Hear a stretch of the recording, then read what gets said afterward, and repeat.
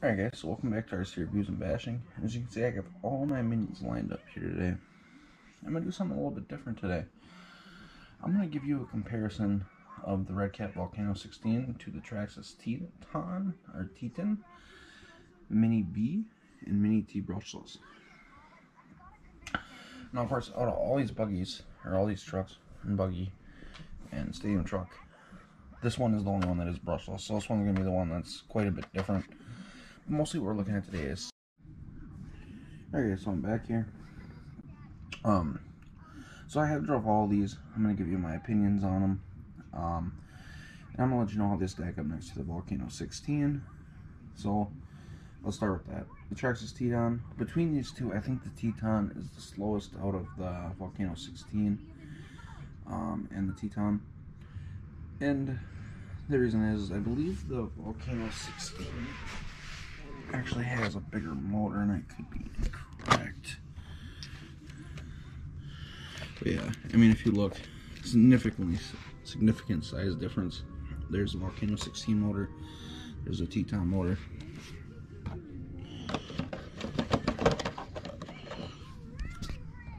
And as you can see, the chassis layouts are a little bit different, but similar.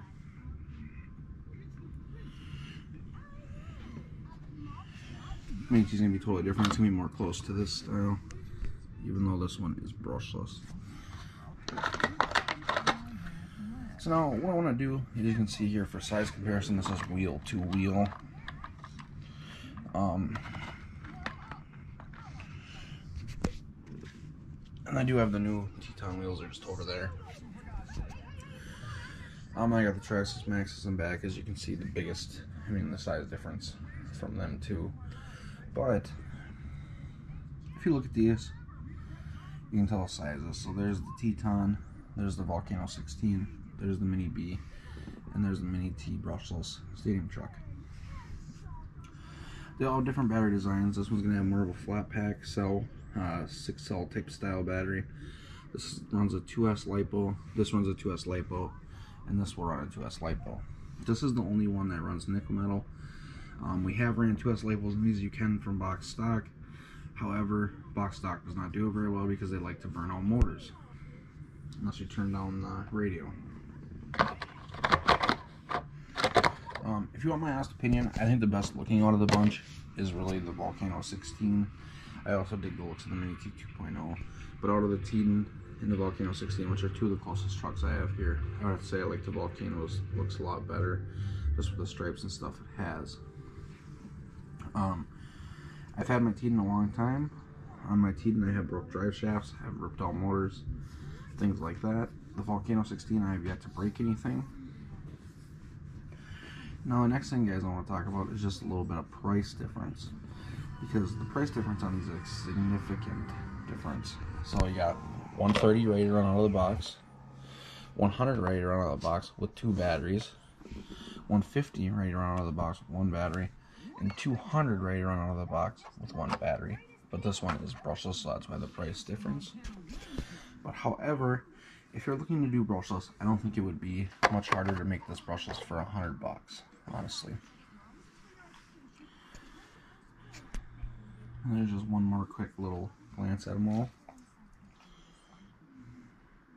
Ground clearance, you can see the Teton doesn't have no wheels on it, but the most significant ground clearance you're going to see is out of the Volcano-16, and that is because of the huge tires that it's running. The Kaiju leg tires. It's got tons of ground clearance, which is going to offer more leadway to running in different obstacles and courses and things and whatnot, different environments. The Mini B is very close to the ground, being it is a buggy.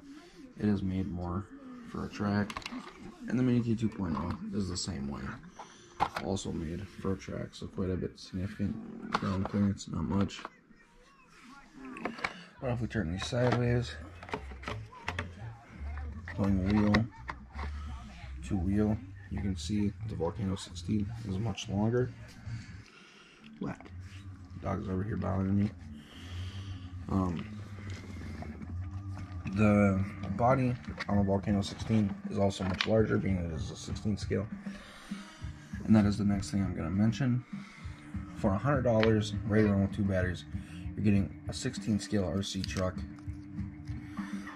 For $129, you're getting an 18 scale RC truck. So keep that in mind. Also, this is a 16th, this is a 18th, which is going to make a significant difference. However, I feel these are the two closest on the market, unless you're talking direct copies of the Redcat. They both have body clips. They both use clips to mount the bodies. Neither of them have oil-filled. Well, actually, you know what? The Traxxas shocks might be oil-filled, but these are not. They are both brushed. One thing that Redcat does have that the Traxxas doesn't is it does have a 2-in-1 ESC system, meaning your ESC and receiver is one in here.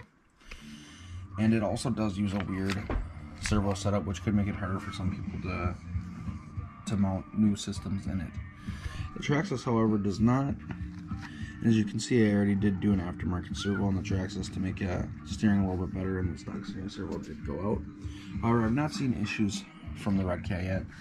And honestly, in my opinion, if you're looking to buy a brush truck and not make it brushless, Redcat is probably your better bet out of these two. If you want something out of the box that's ready to run to brushless, you're probably going to have to buy something like a Mini T2.0 that is only 2-wheel drive. These two trucks are 4-wheel drive. The Minis, over here, the Losi Minis, those are 2-wheel drive trucks. So they're going to be a little bit different when it comes to that. Let's flip them over and look at chassis.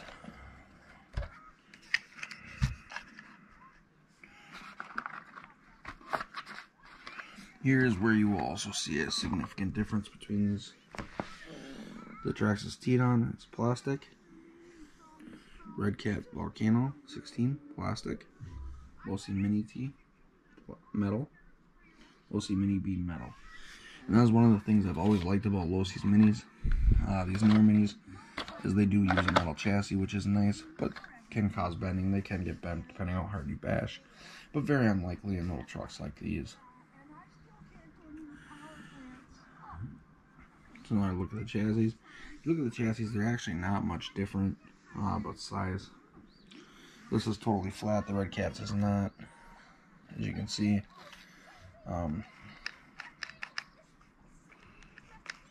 The Redcat out of the box does come with plastic drive shafts. The Traxxas comes with plastic drive shafts also out of the box. I did put metal on the front.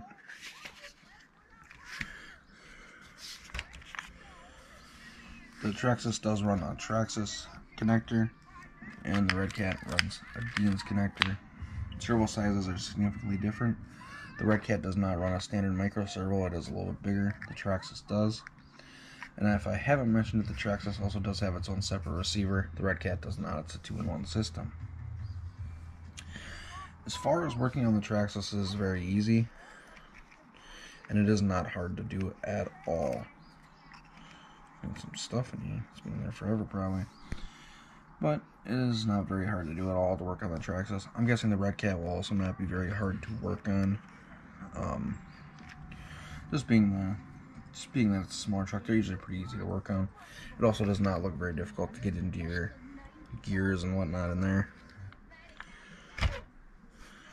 The suspension on the Redcat is pretty plush. Suspension on the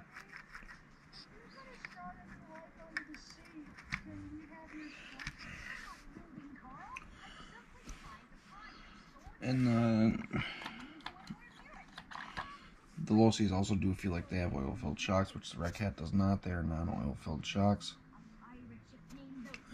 So guys, really, I think that's all I have to talk to you about here. As you can see, the Redcat's been holding up great. I've got about 6 battery packs through it. I will have a review coming very soon for this, probably within the next day or two. If you guys enjoyed this video, make sure to throw a like. Smash the like button, that's great when you guys do that. And also, guys, I wanted to shout out a big thank you for 220 subscribers. I might be up a little bit over that now. I don't recall.